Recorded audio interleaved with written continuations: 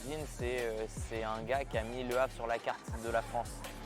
Grâce à lui, beaucoup de gens savent où ça se trouve. Quand je dis que je viens du Havre, on m'associe souvent à Medine.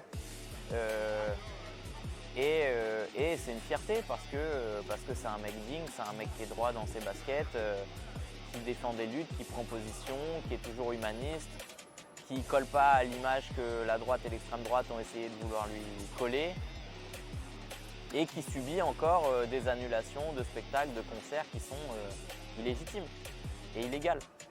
Donc ouais, c'est un modèle à suivre et à soutenir.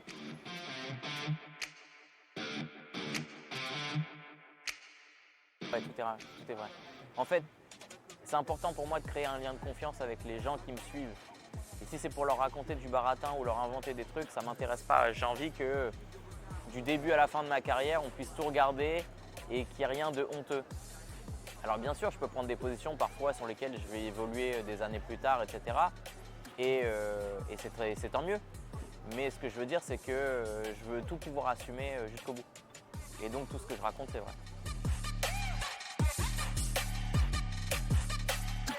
Qu'est-ce que je garde du Havre? C'est que pour moi, le Havre, c'est un mini Paris. Il y a la même mixité, il y a le même mélange culturel, il y a de tout.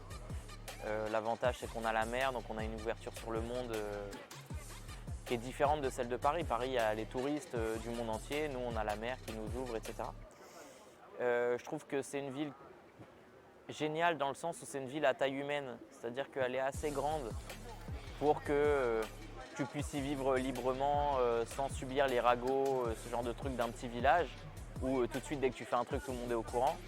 Et en même temps c'est pas trop grand pour que, j'allais dire, pas que tout le monde se connaisse mais que on peut rencontrer des nouvelles personnes mais on peut avoir des personnes en commun avec ces gens-là et du coup c'est agréable.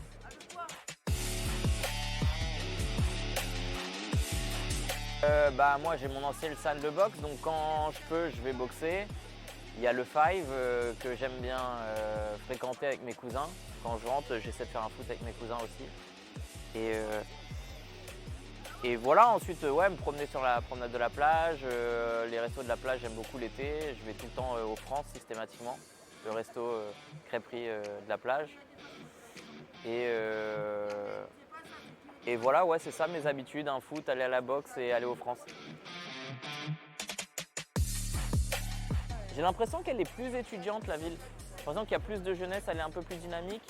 Et contrairement à ce qui se passait avant, maintenant la ville laisse la vie au centre. C'est-à-dire que rue piétonne, etc. Moi, quand j'étais ado, c'était mort le soir, il n'y avait plus rien. Il n'y avait plus de bars, il n'y avait plus tout ça. Parce que le voisinage se plaignait et du coup, il y avait des fermetures. Et là, j'ai l'impression qu'ils laissent les bars exister, quoi. Alors ouais, j'aimerais aller jouer mon spectacle au théâtre Le Normandie. Et pour le moment, ils ne me répondent pas. Donc c'est extrêmement frustrant parce que je suis en train de caler toutes mes dates de tournée pour la rentrée, à partir de la rentrée. Et eux, ils ne me répondent pas. Et c'est vraiment le seul endroit où j'ai envie d'aller jouer au Havre. Donc si vous regardez ça, harcelez Le Normandie parce qu'ils ne me répondent pas et ça me saoule. Et j'ai envie d'aller jouer là-bas. Voilà, donc je compte sur vous.